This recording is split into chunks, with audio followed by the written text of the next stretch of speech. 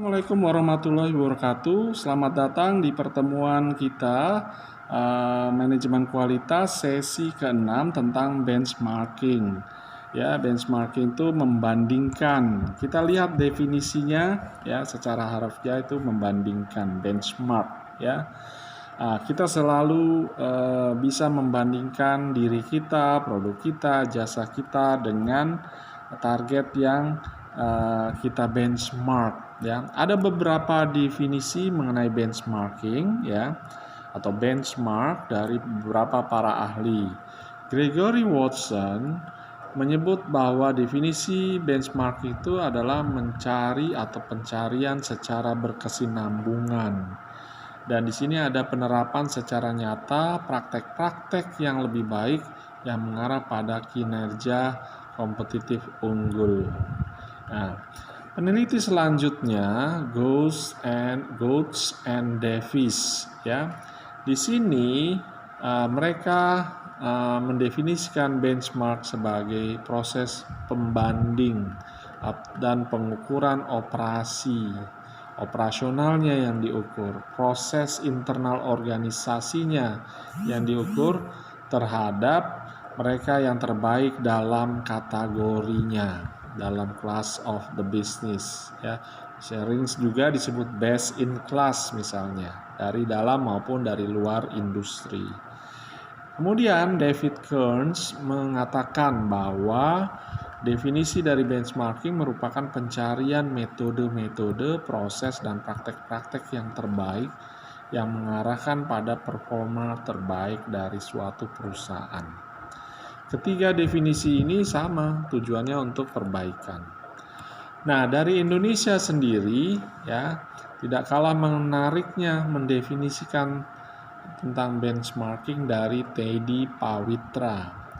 Beliau mengatakan bahwa benchmarking itu adalah suatu proses belajar yang berlangsung secara sistematis, ada learning process terus-menerus setiap bagian ya. Dibandingkan dengan perusahaan yang terbaik, the best in the company, in the industry, atau pesaing yang paling unggul.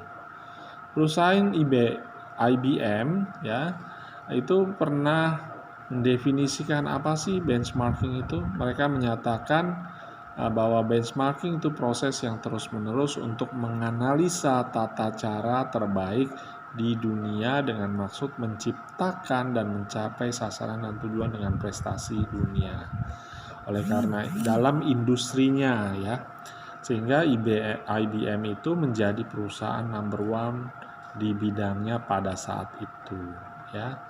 Jadi di sini ya kita sudah memiliki beberapa pengertian dan pemahaman mengenai definisi benchmarking. Artinya positif ya.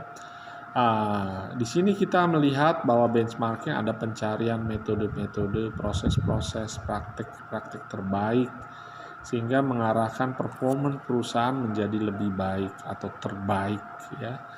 Nah, merupakan di dalam benchmarking itu ada riset juga, ada pengumpulan informasi ya yang memungkinkan seorang manajer dalam perusahaan itu bisa membandingkan dengan perusahaan yang lain yang dijadikan benchmark yang terbaik di dalam industrinya.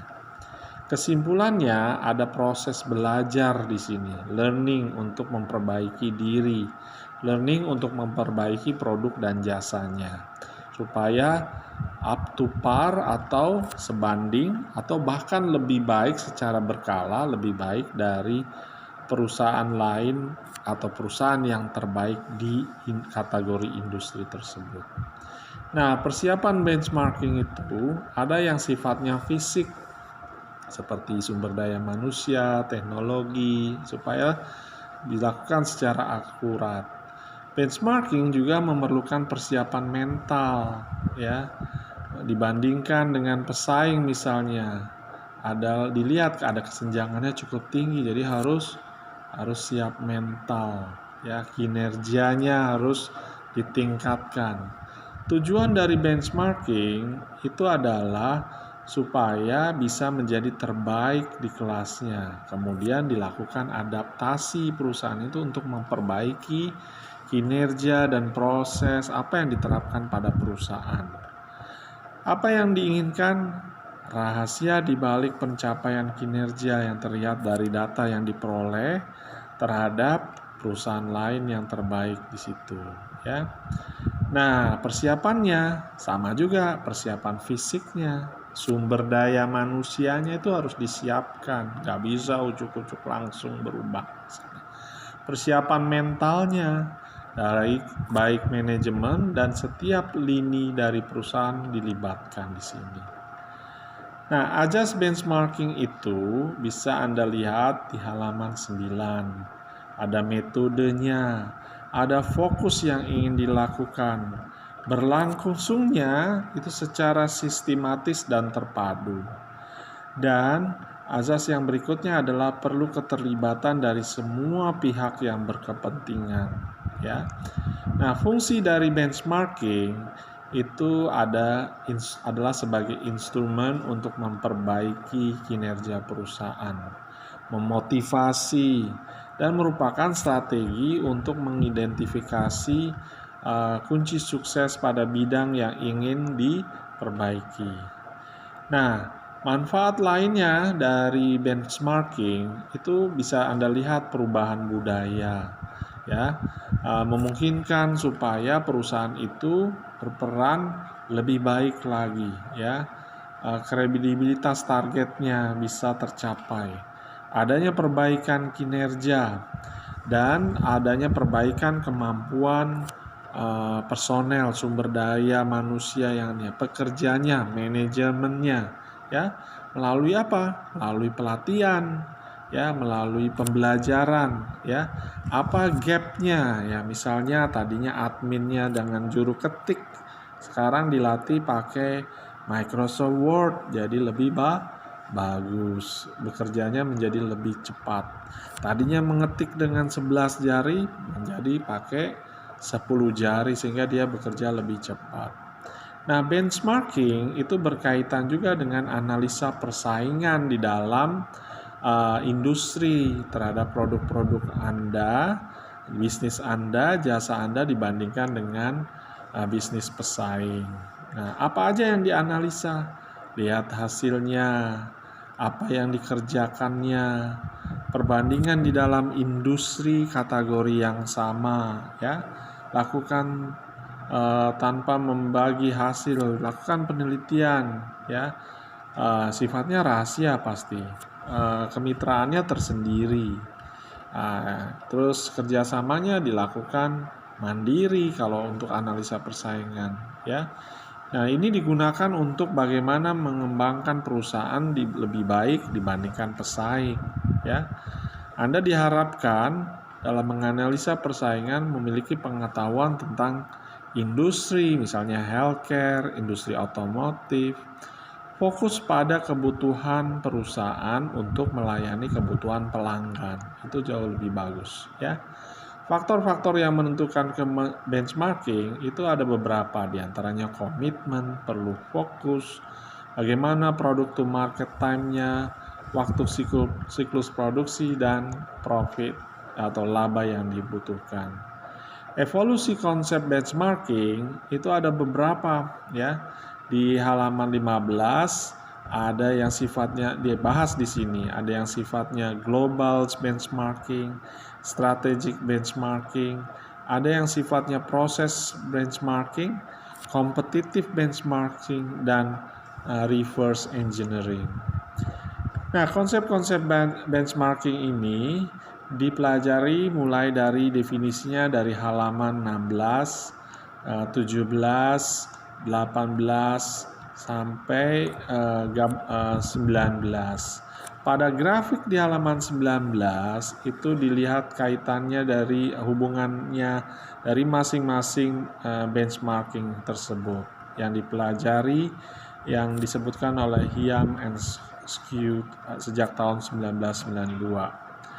Nah, jenis-jenis Hiam and Skew itu membandingkan jenis-jenis benchmarking, ya. Bagaimana cara benchmarking juga dijabarkan di dalam sesi ini. Lakukan riset in-house, lakukan riset dengan pihak ketiga, ya. ditukarkan secara langsung. Tukar informasi artinya gini ya, buat kuesioner, buat survei melalui telepon juga bisa ya. Sekarang banyak sekali survei-survei secara online, atau juga melakukan kunjungan langsung kepada outlet, lokasi mitra, lokasi customer di mana. Cek apa yang dilakukan terjadi transaksinya misalnya. Proses-proses dan tahap benchmarking menurut Karlov dan Osblom itu terdiri dari tentukan keputusan mengenai apa yang akan di benchmark dibandingkan. Kemudian identifikasi mitra-mitra benchmarking Anda atau mitra benchmarking yang akan Anda bandingkan di industri Anda. Kumpulkan informasi, lalu analisa dari hasil informasi yang Anda kumpulkan dan eksekusikan. Proses-proses tahap benchmarking menurut Goetz and Davis itu terdiri dari 1. Lakukan komitmen manajemen. Buatlah basis proses perusahaan itu sendiri sebagai unique selling point dari perusahaan Anda. 3. Identifikasi dan dokumentasi setiap kekuatan, strength, and weakness dari proses perusahaan. 4. Pilih proses yang akan di benchmarking oleh Anda. 5. Bentuk tim benchmarking ya, supaya lebih fokus dan relevan. Somehow tim terdiri dari berbagai macam fungsi di dalam perusahaan menjadi tim kerja sebagai steering committee. 6. Penelitian terhadap objek yang terbaik di kelasnya, the best in class di dalam industri. Harus tahu ya. Dulu Anda utamakan pada 3 kompetitor jika kompetitornya cukup banyak ya. 7. Pemilihan calon mitra benchmarking yang terbaik di kelasnya, misalnya distributornya Anda siapa, suppliernya siapa ya. 8. Lakukan kesepakatan dengan mitra benchmarking ya, yang akan mendukung distribusi misalnya, supplier misalnya, ya, outlet misalnya, pabrikan misalnya. Kumpulkan data ya. Ke-10, analisa data dan cek gap Anda. 11. Perencanaan tindakan untuk mengurangi gap yang ada atau bahkan melebihi perbaikannya dibandingkan gap ya. Ke-12, lakukan eksekusi perubahan ya. Ke-13, dipantau, dievaluasi, dan ke-14 adalah perbaiki atau perbaharui cara kerja dengan benchmarking. Nah, halaman 25 Anda bisa melihat prasyarat-prasyarat dari benchmarking. Harus ada kemauan dan komitmen ya. Dan juga harus ada keterampilan riset, komunikasi, dan pembentukan tim ya. Prosesnya harus terkait dengan tujuan strategik perusahaan, terutama jangka pendek dan jangka panjang ya. Tujuannya tidak hanya untuk menjadi terbaik, tetapi melalui proses perbaikan. Ada proses-proses perbaikan, karena untuk menjadi terbaik tidak bisa langsung, harus ada proses perbaikan tadi. Harus terbuka terhadap ide-ide, harus paham terhadap proses yang ada di dalam perusahaan, terhadap produk dan jasa yang ada. Nah, semua proses tersebut harus terdokumentasi dan ada keterampilan untuk menganalisa proses. Benchmarking ada kode etiknya, ada legalitasnya, ada kerahasiaan, ada penggunaannya, ada kontak dengan pihak pertama hingga kontak pihak ketiga. Nah, prinsip-prinsip kode etik itu dibahas mulai di halaman 27. Apa yang dimaksud dengan prinsip legalitas? Supaya menghindari tindakan-tindakan yang menghambat dari proses perusahaan dan menghindari tuntutan hukum. Prinsip pertukaran itu kaitannya dengan diskusi, dengan mitra, bagaimana informasi dilakukan. Prinsip kerahasiaan itu bahwa benchmarking itu harus dijaga kerahasiaannya, apalagi selama proses itu sedang dilaksanakan. Semua prinsip ini harus ada kegunaannya, aspek yang diperoleh dari mitra dan kerjasamanya. Apa yang akan diperbaiki itu bisa bermanfaat. Nah, di dalam kode etik ini melibatkan pihak pertama, ya, serta pihak ketiga yang memberikan informasi mengenai siapa yang akan di benchmark.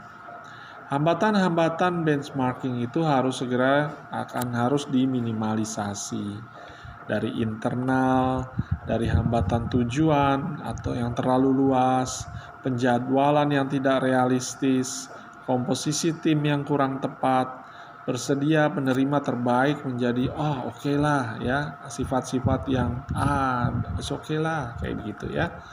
Yang penekanan yang tidak tepat daripada lini bisnis Anda. Mungkin Anda memiliki juga mitra yang kurang peka terhadap kebutuhan bisnis Anda, ya. Perlunya dukungan manajemen yang puncak, ya, kadang sangat terbatas. Oleh karena itu, hambatan-hambatan benchmarking ini juga harus diatasi oleh perusahaan.